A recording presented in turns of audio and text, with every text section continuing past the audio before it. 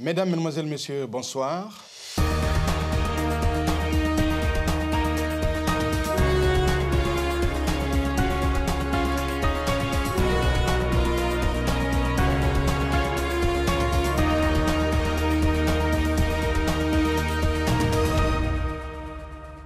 Pour le deuxième numéro de cette émission, Les Grands Entretiens, notre équipe de production s'est déplacée ici à Lomé. Et notre invité est M. Edem Kodjo, figure de proue de la politique togolaise et même africaine pendant un demi-siècle. Il a été notamment secrétaire général de l'OUA, devenu l'UA, membre fondateur du RPT, le Rassemblement du peuple togolais, plusieurs fois ministre dans son pays. Il a été à 2 reprises Premier ministre, d'abord avec Eyadema Père en 1994 et avec Faure Gnassingbé en 2005. Pour ceux des téléspectateurs qui ne connaîtraient pas M. Edem Kodjo, voici son portrait avec Serge Koléa. Edouard Kodjovi Kodjo, plus connu sous l'appellation Edem Kodjo, est né le 23 mai 1938 à Sokodé au Togo. Personnalité politique de ce pays, il est diplômé de la faculté des sciences économiques et de gestion de Rennes en France. Dans l'Hexagone, Edem Kodjo milite au sein de la Fédération des étudiants d'Afrique noire en France dans les années 60. Il obtient ensuite son diplôme à l'École nationale d'administration française, promotion Blaise Pascal en 1964. De retour au pays, l'homme devient un des principaux leaders du Rassemblement du peuple togolais, RPT, alors parti unique. Dans la mouvance, il est successivement ministre de l'économie, puis ministre des Affaires étrangères. Sur le plan international, il a été gouverneur du Fonds monétaire international FMI de 1967 à 1973, puis gouverneur de la Banque africaine de développement BAD de 1973 à 1976. En 1978, à 40 ans, Edem Kodjo prend les rênes du secrétariat général de l'Organisation de l'Unité africaine, OUA. Il passera 5 ans à la tête de l'Organisation panafricaine à Addis Abeba en Éthiopie. À la tête de cette organisation continentale, il fit face à la crise du Sahara occidental. Il fut également à l'origine du plan de Lagos. Démocrate convaincu, il s'oppose à certaines pratiques au sein de son parti, le RPT, vers la fin des années 70. En désaccord avec le pouvoir en place, il s'exile en France, au terme de son mandat à la tête de l'OUA. Au début des années 90, à la pointe du combat pour l'avènement d'une démocratie multipartite, il crée l'Union togolaise pour la démocratie, UTD. Il est nommé Premier ministre en 1994, après sa victoire aux élections législatives. En 1996, après son passage à la primature, il renforce son parti grâce à la fusion avec 3 autres partis d'opposition. Il crée alors la Convergence patriotique panafricaine, CPP. Le 9 juin 2005, le président Faure Gnassingbé l'appelle pour former un gouvernement et rétablir le calme dans le pays à la suite de troubles survenus après la mort de Gnassingbé et Eyadema. De nouveau Premier ministre, Edem Kodjo restera à ce poste jusqu'en 2006. En 2009, à l'âge de 71 ans, Edem Kodjo fait publiquement ses adieux à la politique. Auteur de plusieurs publications, Edem Kodjo agit également comme médiateur dans les crises sur le continent africain. Monsieur Edem Kodjo, bonsoir. Bonsoir. Merci de nous recevoir chez vous ici à Lomé. Que faites-vous de cette longue expérience, de toute cette expertise que vous avez acquise? Disons qu'elle continue d'être au service du continent africain et de mon pays, le Togo, autant que faire se peut. J'appartiens à une génération où je peux dire que je suis comme ça, quelqu'un qui a comme premier objectif dans sa vie publique, dans sa vie professionnelle et dans sa vie tout court, de mettre l'Afrique là où elle doit être. Et là où elle n'est pas. Là où elle n'a pas toujours été et là où elle n'est pas encore parvenue. C'est-à-dire vraiment parmi les premiers. Et j'enrage aujourd'hui encore de voir que nous ne sommes pas encore totalement parvenus à affirmer notre positivité dans le monde et à faire en sorte que nous soyons respectés partout dans le monde. Moi, mon objectif n'est pas ce que je peux trouver moi-même tout au long de ma carrière, parce que j'ai, par chance, beaucoup de chance sans doute, acquis des compétences ici et là, des possibilités d'action. Mais mon objectif est de faire en sorte que tout cela aille toujours dans une seule et même direction. Comment cela peut-il servir à l'Afrique? Très bien. Alors, et monsieur... je suis là, tant que j'aurai la santé, tant que je le pourrai, je serai toujours au service de mon continent. Alors, cette émission ne suffirait pas à elle seule, M. Edem Kodjo, à parcourir votre vie, mais nous allons voir quelques aspects oui, de cette vie universitaire de haut niveau. Vous avez fait la faculté de droit et sciences économiques de Rennes, ensuite diplômé de l'ENA, l'École nationale d'administration de Paris. Vous avez longtemps servi en France avant de gagner votre vie. 3 ans, 3 bonnes années, dans les plus hautes sphères de l'administration française à l'époque. Et j'aime taquiner de temps en temps certains de mes compatriotes en disant « Ah, vous savez, j'aurais pu être ministre avant Kofi Nnamdi » parce qu'effectivement, là où on a été placé, on était quand même au sommet de la hiérarchie de l'administration française elle-même. Donc, c'est volontairement que nous avons décidé de rentrer dans notre pays. Parce que nous estimions, j'estimais, il faut le dire clairement, le moi est haïssable, mais il faut de temps en temps quand même le dire.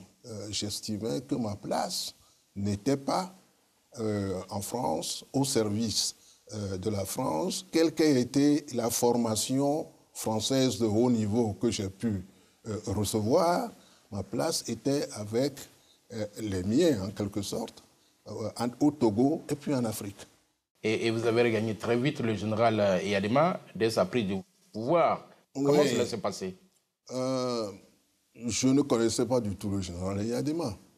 Je suis rentré au Togo parce que mes autres camarades de la FEANF, toujours, la Fédération des étudiants d'Afrique noire en France, qui étaient déjà rentrés au Togo, m'ont fait signe à un certain moment de rentrer parce qu'ils estimaient, à la lumière de ce qu'ils vivaient, que le moment était venu pour des cadres comme moi de rentrer, se mettre au service de la nation. C'est ce que j'ai fait. Et c'est en arrivant ici que j'ai rencontré pour la première fois le général Eyadema, colonel à l'époque d'ailleurs, qui était bien informé de ce que son compatriote, bardé de diplômes. Bardé de diplômes, faisait en France et qui était très content de le voir revenir au pays. Et aussitôt, il m'a fait confiance. Et le premier poste que vous avez occupé, oui, c'est celui de secrétaire général du ministère de l'économie et des finances. Oui, c'est le tout premier. À 30 ans? À peine. Plusieurs fois ministre. Tout est allé très vite pour vous. Vous étiez un peu, on peut le dire, l'éminence grise du colonel Eyadema. Il est devenu général quelques mois plus tard. Éminence grise, non. Disons que je ne connaissais pas les tenants et les aboutissants de ce qui l'a conduit au pouvoir pour devenir immédiatement son éminence grise.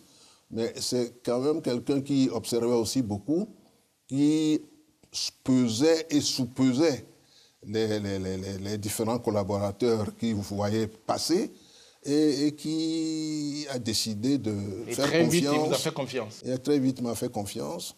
Et à l'époque, cette confiance était d'autant plus faisable et plus facile à accepter que ce sont mes propres camarades de la FEANF, les anciens, ceux qui m'ont précédé, qui étaient dans les arènes du pouvoir et dans les allées du pouvoir. Ce sont eux qui ont finalement fait que je suis rentré et que je suis resté.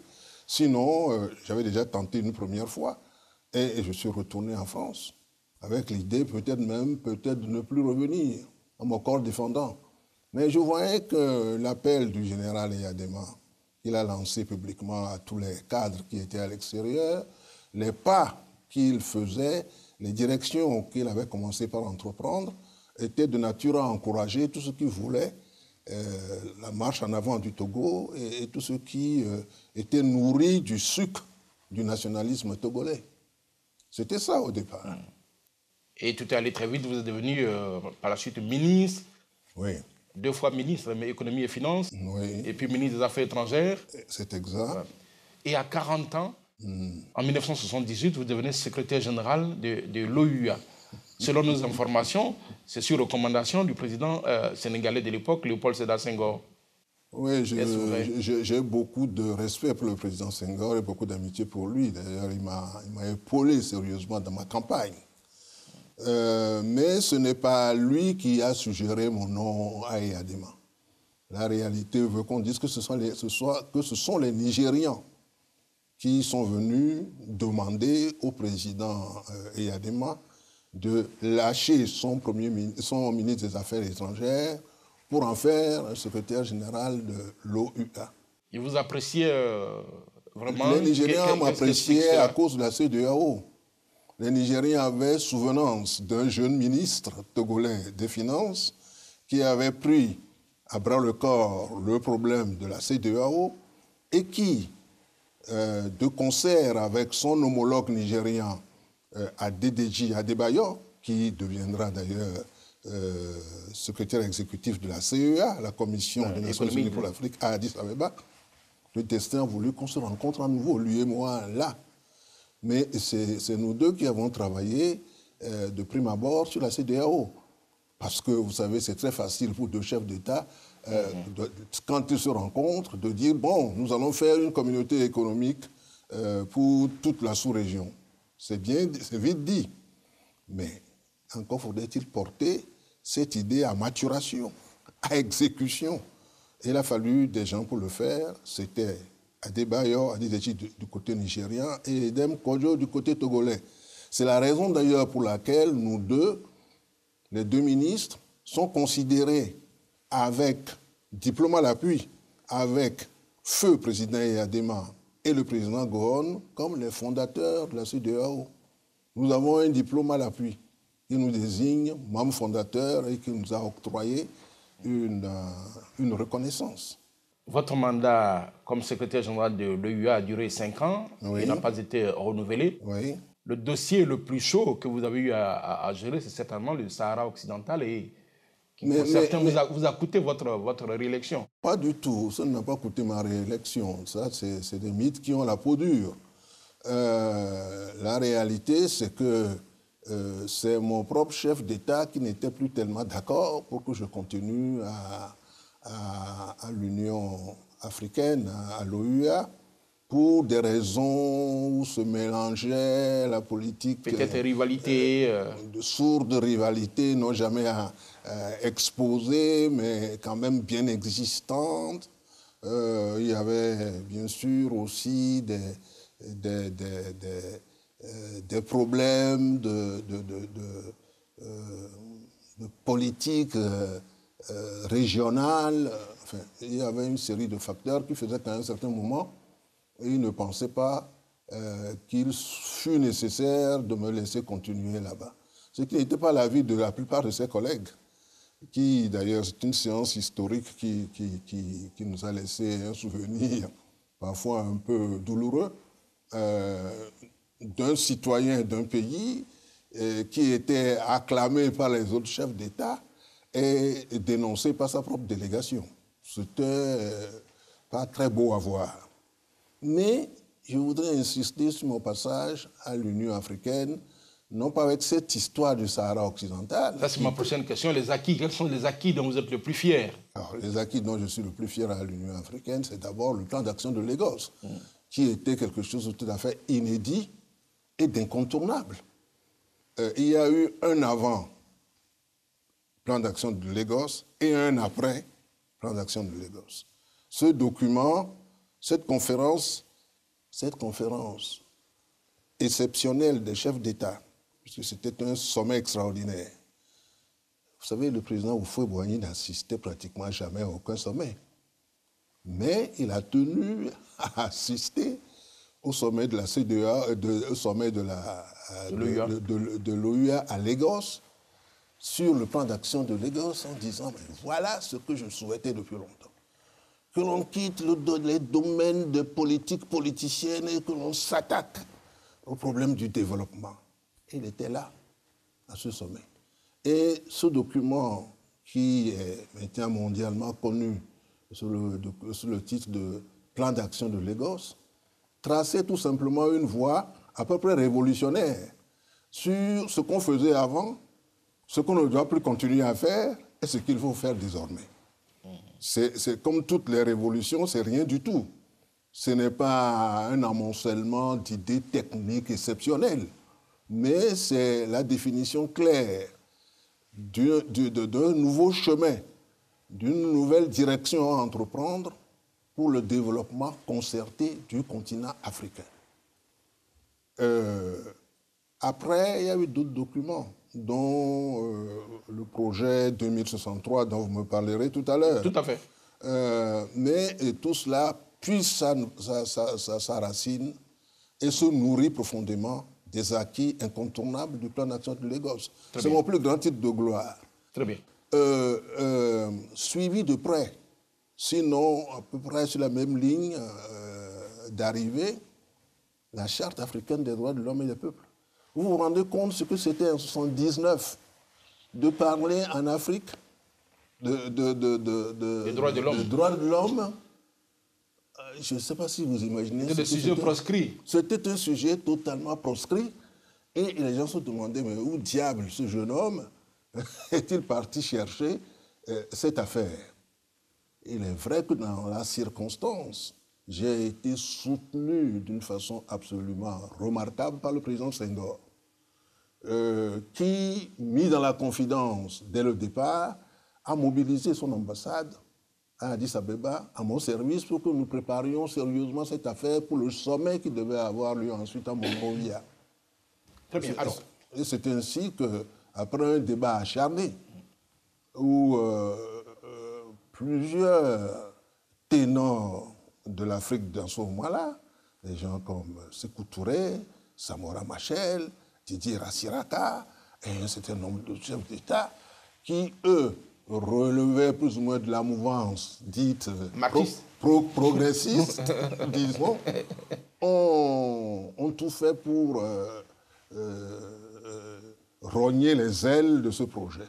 Et finalement, on a dû faire une concession et on a parlé de charte africaine des droits de l'homme et des peuples.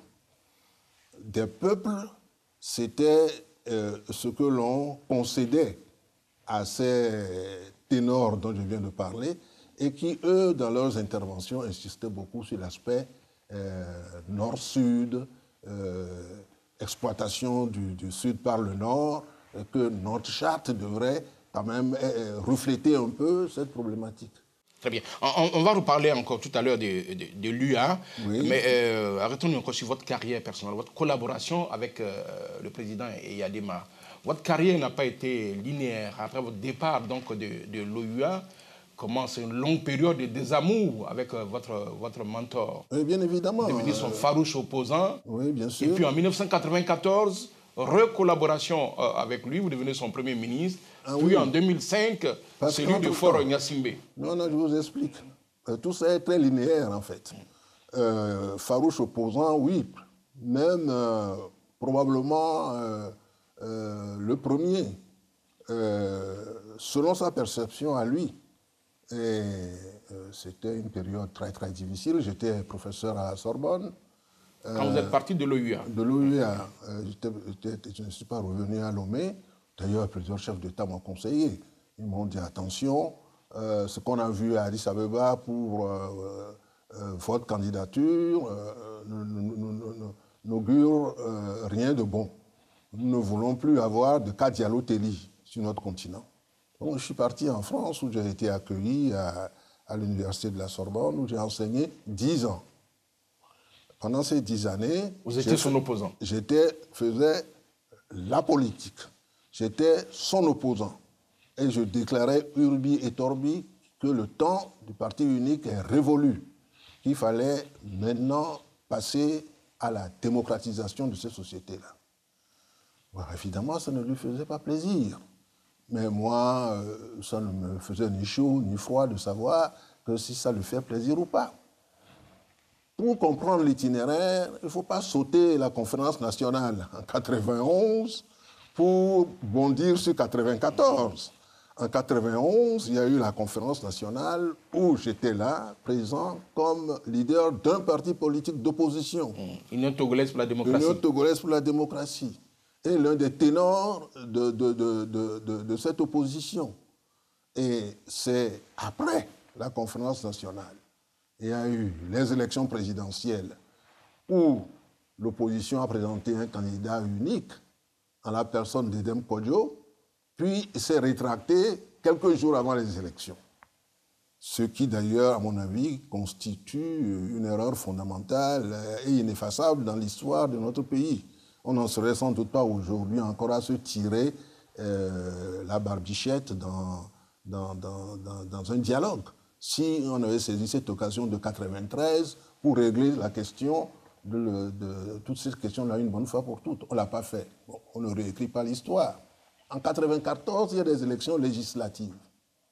D'ailleurs, nos partenaires internationaux qui nous ont reproché de n'avoir pas été jusqu'au bout pour notre candidature aux élections présidentielles, nous ont fortement dit, mais il ne vous reste qu'une seule chose à faire, c'est d'aller aux élections législatives.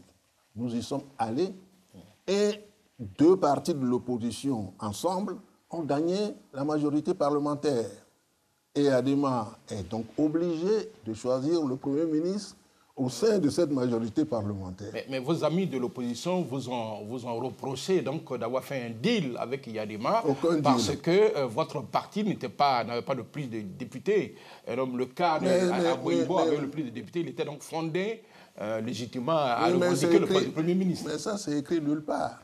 Dans les rangs des gens du chef de l'État, il y avait sans doute des amis de Maître Aboyibo, il y avait aussi peut-être des gens qui soutenaient Kodjo. Toujours est-il qu'ils ont lu la Constitution tout simplement, dont l'article, je ne sais plus combien, disait le chef de l'État nomme le Premier ministre au sein de la majorité parlementaire.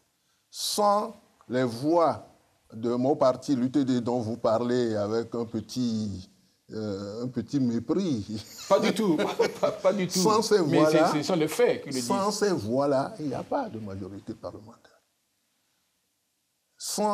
C'est la mise en commun des voix du CAR et de mon parti, l'UTD, qui faisait la majorité parlementaire.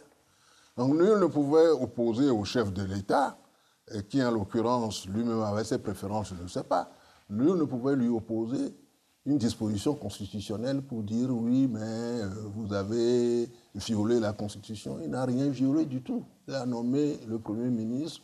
Nous étions deux leaders de la majorité parlementaire. Il a nommé le Premier ministre au sein de la majorité parlementaire. C'est tout à fait imbattable, indiscutable. Et après, le deuxième leader vous a succédé, M. Aboyibo. Oui, beaucoup plus tard. Beaucoup plus tard, tout à fait. Alors, revenons maintenant à la collaboration avec Faure Gnassingbé en 2005. Vous devenez aussi son Premier ministre. Oui, en 2005, le pays était au bord de la guerre. Si on ne connaît pas ça, on ne comprend rien. Parce que après la mort d'Adema, en février 2005, il y a eu toute une période d'incertitude à la fois juridique, parce que le président de l'Assemblée nationale, qui était censé assurer l'intérim, était en France lors du décès du président. Il a pris l'avion pour rentrer. Il a été plus ou moins kidnappé ou empêché d'atterrir. Nachaba Ouattara. Donc toute une confusion, une période de tâtonnement sur le plan juridique et constitutionnel. On a reproché à l'un des experts occidentaux que l'on connaît tous très bien d'avoir trituré les textes et tout ça pour faire en sorte que Faure Gnassingbé devienne l'intérimaire. Bon, les élections qui ont suivi ont été le début d'une grande insurrection dans ce pays. On a vu des choses assez graves, au point que les Nations Unies ont commencé à parler de 1000 morts, ce qui n'est pas exact. Ce n'est pas du tout exact, mais quand même, aujourd'hui, on s'exprime en termes de centaines, avec S à la fin, de morts. peut-être pas 1000, mais quand même, ça tournerait autour de 500, ce qui est beaucoup tout de même. Et donc c'est pour C'est stabiliser, c'est pour régler cette situation qu'on a fait appel à vous, le sage. Mais ce n'est pas que Faure Gnassingbé n'est pas tenté de faire appel à d'autres de l'opposition plus radicale.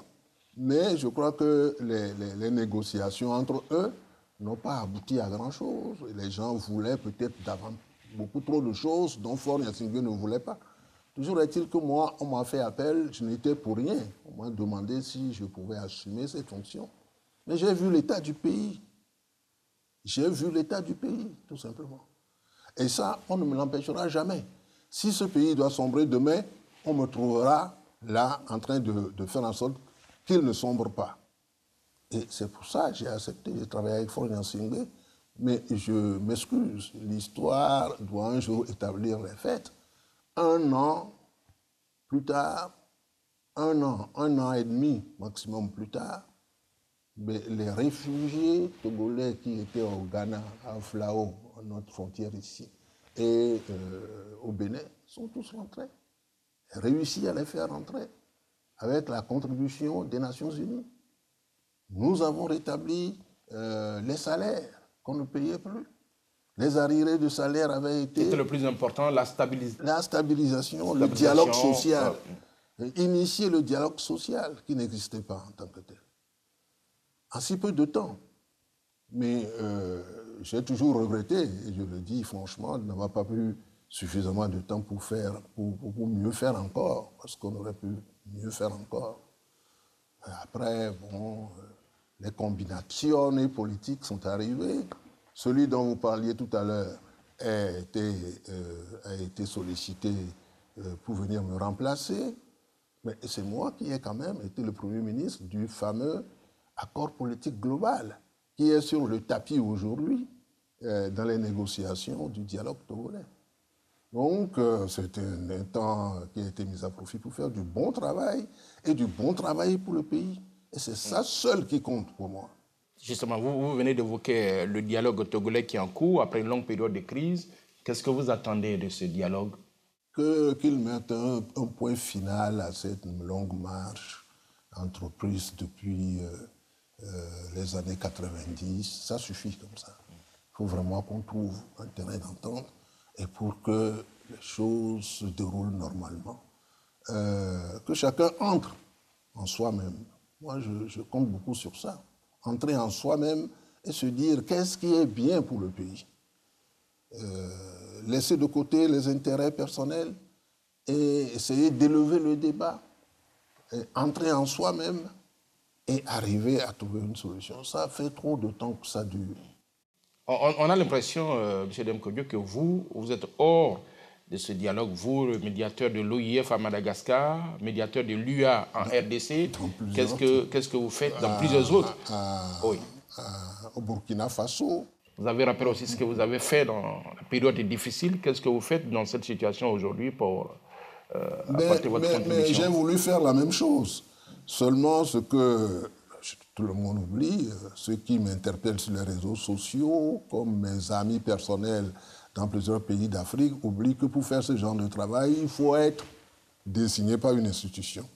Je me suis proposé moi-même pour jouer les médiateurs. Au moment où on ne savait pas très bien si on allait avoir une médiation internationale, si on n'allait pas avoir de médiation internationale, je me suis proposé. Et j'ai voulu, j'ai commencé à regarder à gauche et à droite dans ce pays et à essayer de dénicher des individus qui ont une certaine hauteur de vue, qui ont une certaine idée du pays, qui auraient pu, avec moi ensemble, amorcer un dialogue. Très rapidement après, on a compris que ce serait une médiation internationale. J'ai pris mes clics et mes claques. Je suis parti voir le président Akufo-Addo et je lui ai proposé mes services. En disant, Monsieur le Président, il semble se confirmer que c'est vous le médiateur. Eh bien, je suis venu vous dire que je suis à votre disposition. Il n'a pas voulu de vous? Oh, avec joie. Il a voulu de moi. Mais avec joie. On se connaît depuis quelque temps quand même, le président Akufo-Addo, avec joie. Mais finalement, la formule actuelle des 14 en face de l'UNIR et du gouvernement, c'est cette formule qui a prévalu. Nous sommes là, comme personne de ressources. Les décisions ne sont pas encore prises, la conférence n'est pas encore terminée. Et nous sommes là, nous sommes prêts à intervenir à tout moment à la demande éventuellement du président Akufo. Au service de la paix et le développement en Afrique, vous avez une fondation, Pax Africana. Qu'est-ce que vous faites On fait beaucoup de choses. Vous savez que dans ce genre de fondation, ce qui manque le plus, c'est les moyens. Mais quand on a les moyens, quand on arrive à en trouver, on les met au service de... On a fait beaucoup d'activités ici. On a vu défiler ici les anciens présidents, Rawlings, Thabo Mbeki, Chissano, Obasanjo, qui sais-je encore, qui sont venus assister à nos délibérations. Les résultats de nos délibérations sont toujours envoyés directement au président en exercice de l'Union africaine pour que ça rentre dans le processus je dirais, de réflexion au niveau supérieur de l'Union africaine. Et nous continuons, même à partir d'un certain moment, on doit dire qu'il y a presque une confusion entre la personnalité du président de Pax Africana que je suis et les missions qui me sont confiées. On n'arrive pas souvent à faire la différence entre une mission confiée à Edem Kodjo à titre d'ancien de ceci, d'ancien de cela, ou une mission qui lui est confiée en tant que président de Pax Africana. Donc on est très utile pour l'Afrique et on n'a pas l'intention de baisser les bras. Vous avez été le médiateur de l'UA en RDC. Vos conclusions ont été rejetées par une partie de l'opposition. La violence refait surface en RDC. Êtes-vous confiant dans des élections apaisées en décembre 2018? D'abord, il faut rétablir les faits et dire que malheureusement, comme d'habitude, j'ai eu raison trop tôt. N'est-ce pas? Parce que le document que j'ai fait signer à l'Union africaine, dans les locaux de l'Union africaine, je crois que c'est le 18 octobre 2016, ce document, qui a été repris, mais beaucoup trop personnalisé par la CENCO,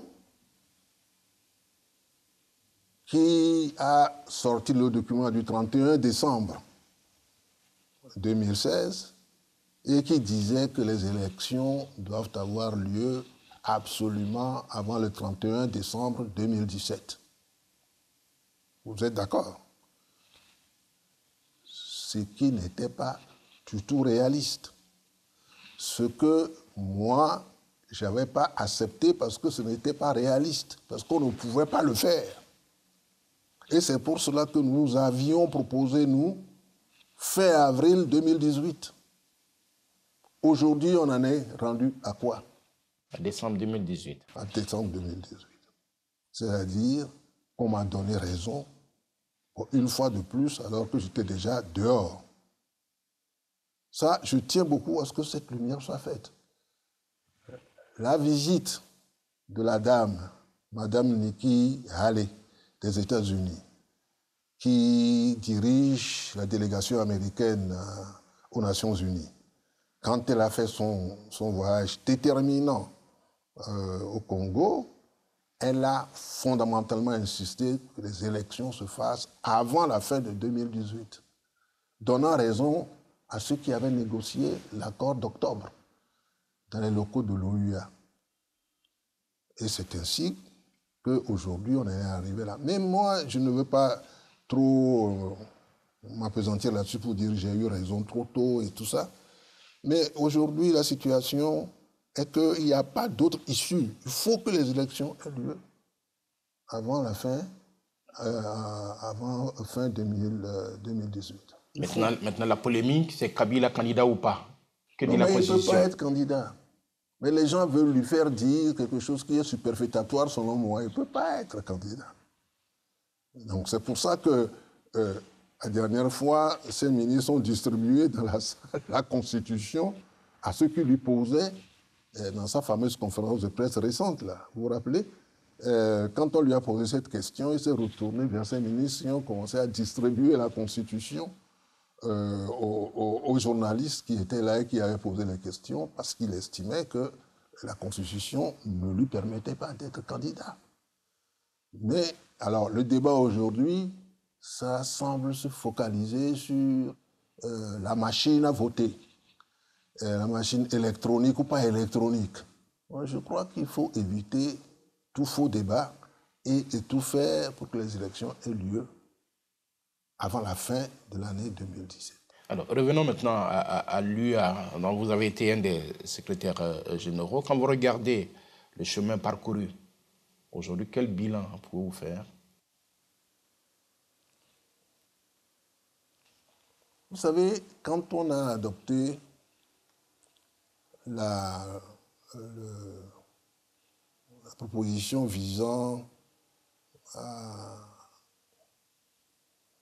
Comment s'appelle ce document 2063? L'agenda 2063. L'agenda. Quand on a adopté l'agenda 2063, je peux vous dire que c'est du bout des lèvres que moi j'ai accepté. Je n'avais pas de droit de vote, donc ça ne servait à rien que je sois d'accord ou pas.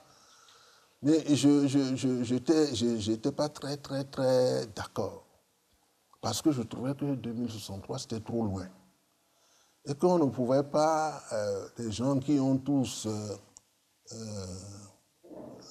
plus de 50 ans dans la salle, adopter un document qui rejetait les problèmes africains et leurs solutions en 2063. C'est-à-dire dans 50 ans. Alors, vous savez, comme disait Lord Keynes, le grand économiste anglais, dans le très long terme, nous serons tous morts.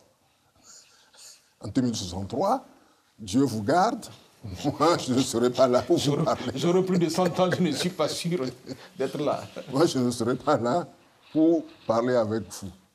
Donc j'ai trouvé que c'était une espèce de fuite en avant qui ne me plaisait pas beaucoup. Et qu'on aurait dû faire comme le plan d'action de Lagos qui établissait une horizon de 20 ans. Bon, entre-temps, des périodes intermédiaires ont été définies, ce qui a calmé un peu mes angoisses. Je dois dire que l'Afrique avance et n'avance pas. Elle avance dans beaucoup de domaines, elle n'avance pas dans d'autres domaines.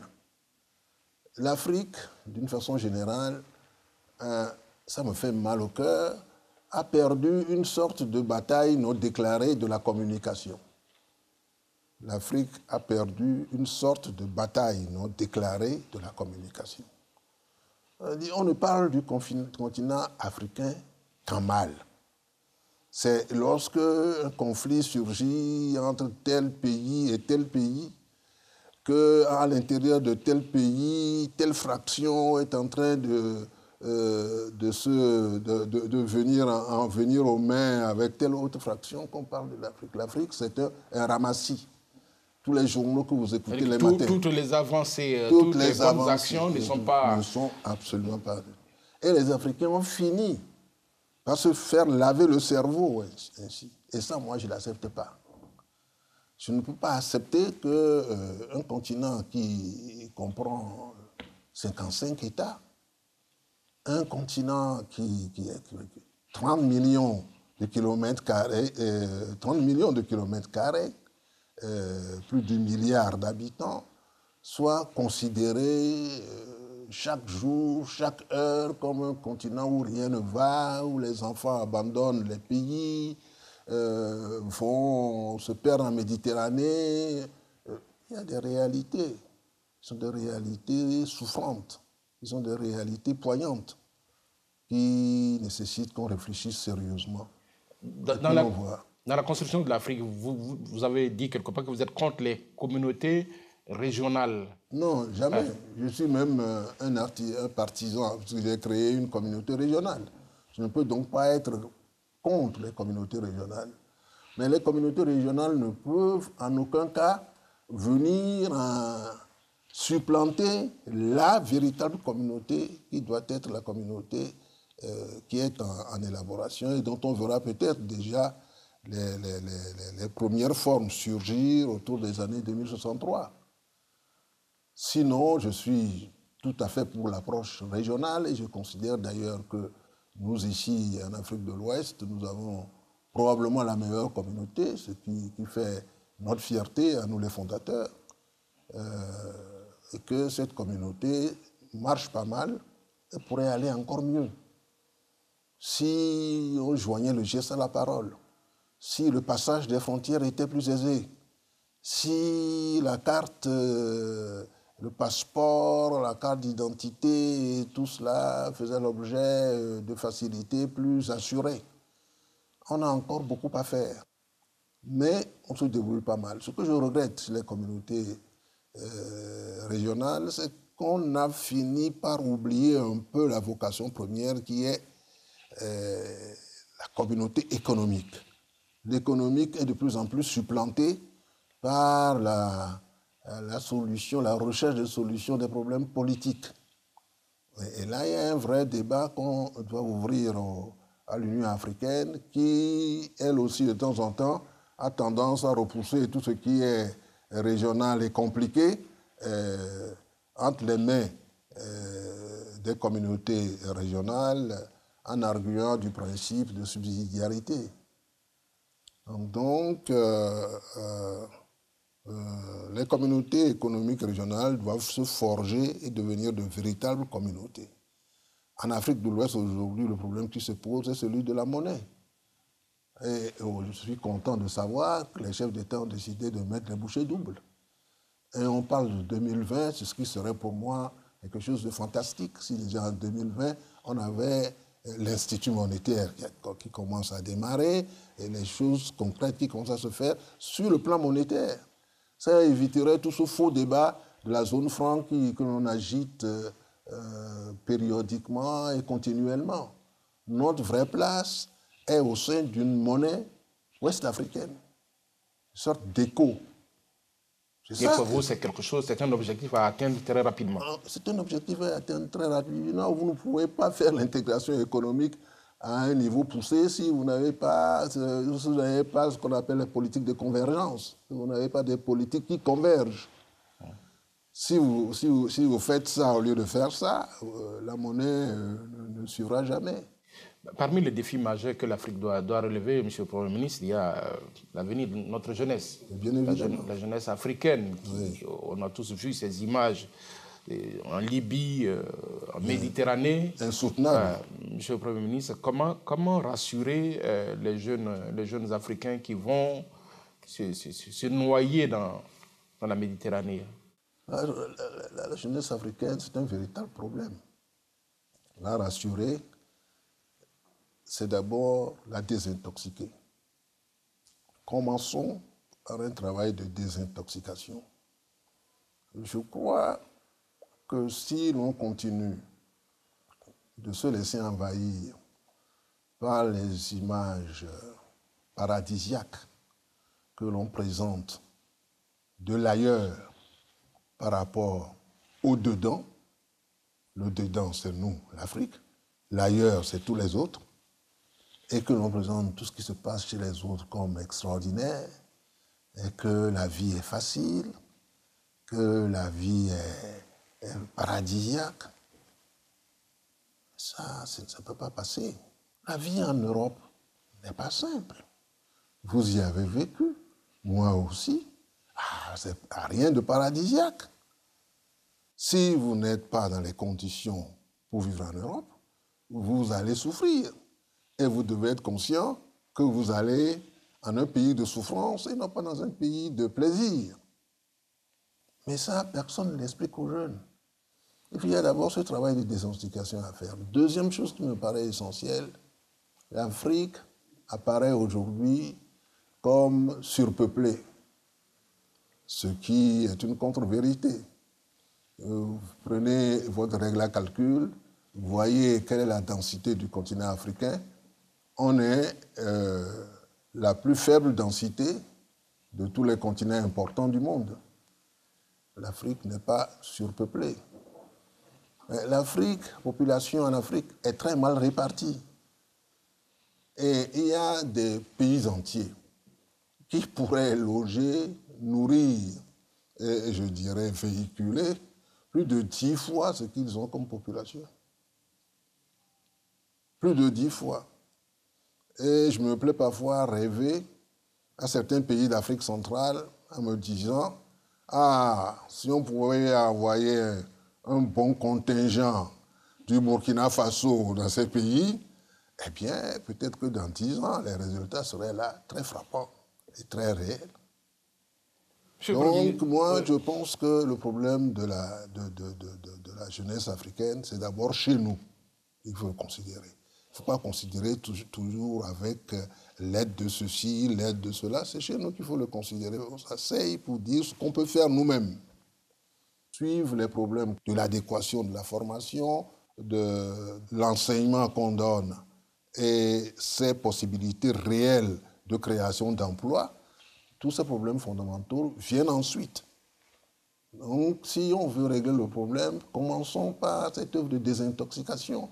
C'est ce qu'on a maintenant le fait, timidement, parce qu'on est arrivé à un point où on frisait la folie collective quand on a vu ce qui s'est passé en Libye. Monsieur le Premier ministre, nous arriverons bientôt au terme de cette émission.